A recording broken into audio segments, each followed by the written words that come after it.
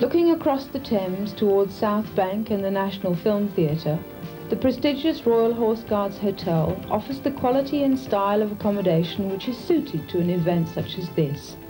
The imposing exterior is an excellent reflection of the high standards maintained throughout the entire hotel.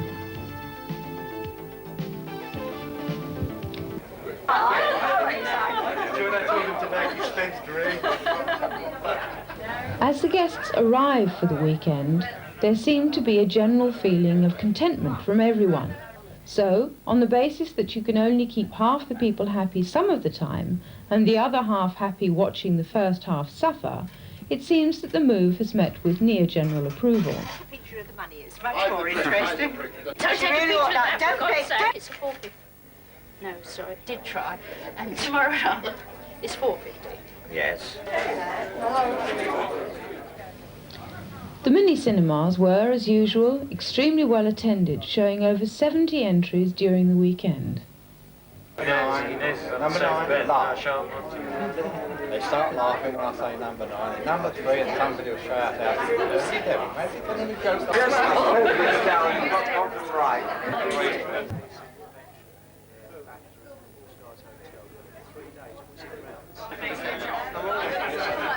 Some were a little camera shy, others not so. I think it's much to be preferred. It's far nicer, or it's the food is much better than what we've had already, and I'm sure the meal we're going to have tonight is going to be very enjoyable too. It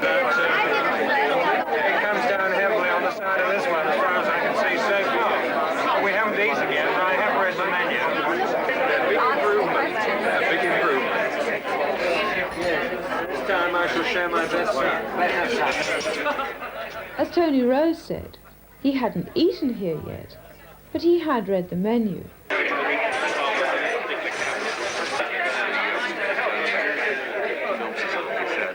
Wherever he is in the scene. Yeah, you know, I need to use that.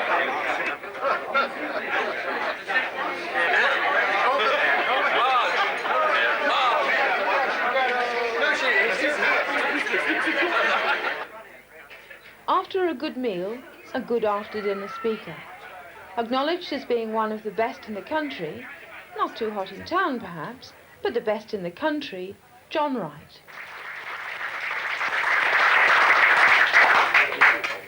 Mr. Chairman, honoured guests, ladies and gentlemen, I am well aware, of course, of the inherent danger of doing this particular spot. I well remember when I did this the last time in 1985. Shortly afterwards, a piece appeared in Amateur Filmmaker. The lady writer told us all about the banquet of 1936. She told us that the food was far beyond cordon bleu, and the guest list made who's who look like who? There was, for example, Alfred and Alma Hitchcock, Charles Lawton, Elsa Lanchester, the Balkans, Marlene Dietrich, Anne Harding, Douglas Fairbanks Jr. and Conrad Veidt. And that was only on the third table from the top. The writer concludes, all this sounds pretty lovely, but leaves me wondering about this banquet of 1985. All we got was John Wright and steak and kidney bloody pie.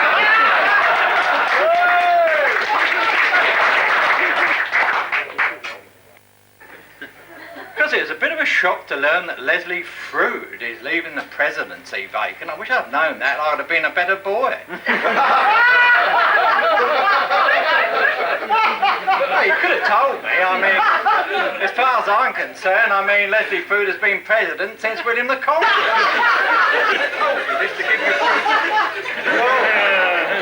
But what a nasty shock we had switching on our boxes the other night to see this Jimmy, I'll have to read this, Jimmy Swaggart, the evangelist, belching out the tears because he'd been caught, and I think the modern parlance is, bonking the bimbo.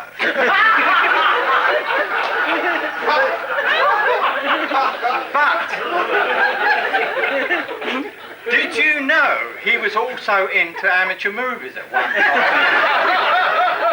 I don't know about they're his God, but that's a cross we've got to bear. You see that pillock standing there? I mean, it was quite incredible for getting us on parade here. As a deaf me about the room service man teaching a trainee, and he said, there is a key word to this business, you know, this hotel business, particularly when you're on room service. It is diplomacy. Now, whatever goes wrong, just remember, be diplomatic. Let me give you an example. He said, I was serving refreshments to the room quite recently. I walked in, and there was this young lady completely naked, making herself up in the mirror. Then diplomacy came to my rescue. I said, there we are, sir. If there's anything else I can do...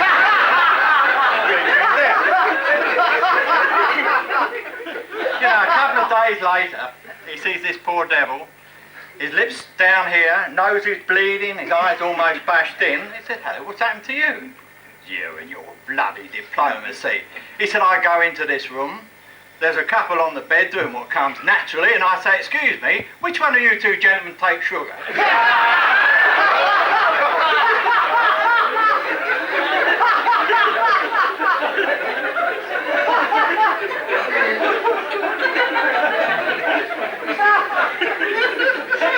Mr.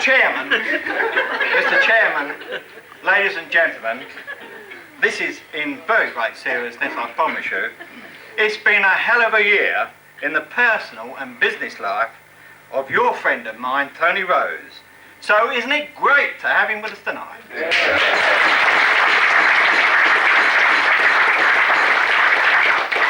The further good news is that for those of you that are coming with us on this photo movie cruise in July, the matey Matlows, Tony will be coming with us. I've been talking him into, or trying to talk him into coming to Hollywood, but he will only if I can get him Greta Garbo, and I mean that is a little bit much even for me.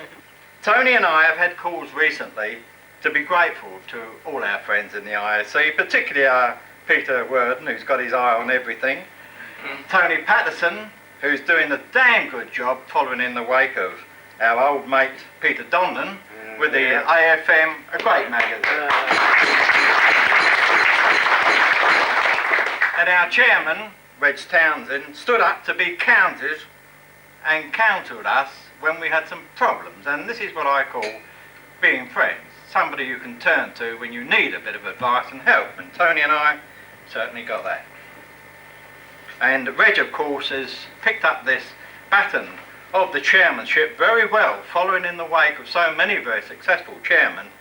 So, because of his success, it was with very, very great pleasure that Tony and I read his current editorial in which he had a kind word to say about the pair of us, and for which, Reg, we thank you very much indeed. Yeah. No toast to the IAC would be complete without a mention of Ashted. You know, the couple over there, hello from me and it's hello from her. I call them the two Bonnies. Chris Taylor and I recently worshipped at the temple of Janet and Brenda.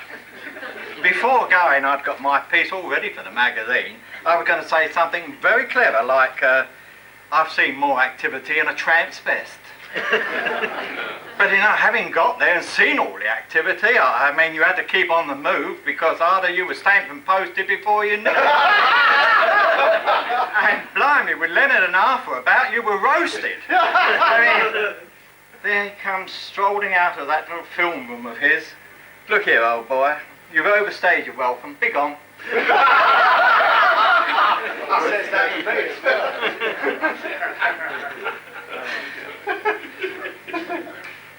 In fact, ladies and gentlemen, they're doing a damn good job over at Ashted. As is they're incredible ladies. And I've got to say it, oh, Leonard's not a bad bloke. Can we have that in writing, please? Can I have it in writing?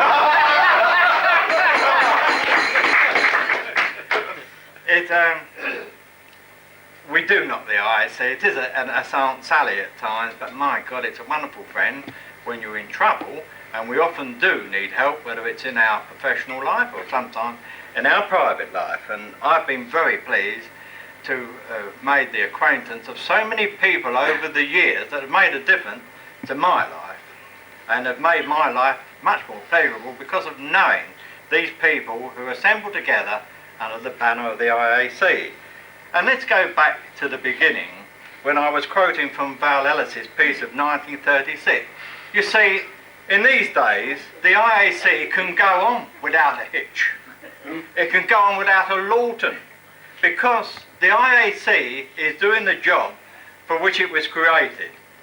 To see to the aspirations and need of the movie maker and not give a damn where he's shooting on tape or film or whatever the gauge, just to be there to help. That's the job they're now doing so well and so firmly.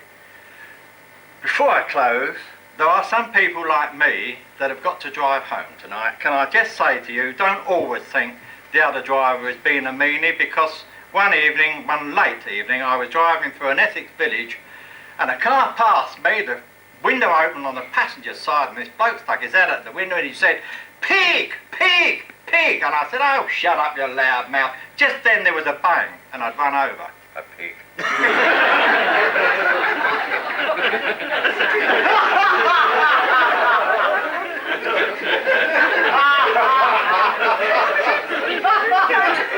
My toast tonight, ladies and gentlemen, contains all of our grateful thanks to the officers and members of the IAC, without whom our movement may have been lost forever. So God bless you all, and particularly to the IAC. Ladies and gentlemen, my glass is empty, but I hope yours is. The toast is the IAC.